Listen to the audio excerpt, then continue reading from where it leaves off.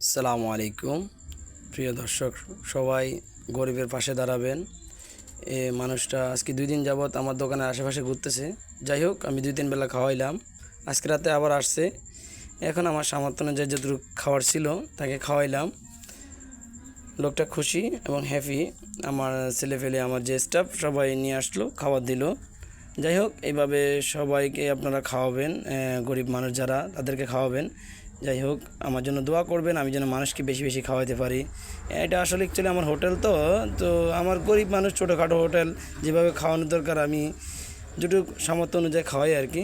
যাই হোক, আমি প্রতিদিনই 2-1 জন করে আল্লাহর রহমতে, আল্লাহ যতটুকু তৌফিক রাখছে খাওয়াই। এটা তো আমার খাবার না, মানুষেরই খাবার, সে খাচ্ছে, আমার কি, আমি তো আজকে আসি কালকে থাকবো না।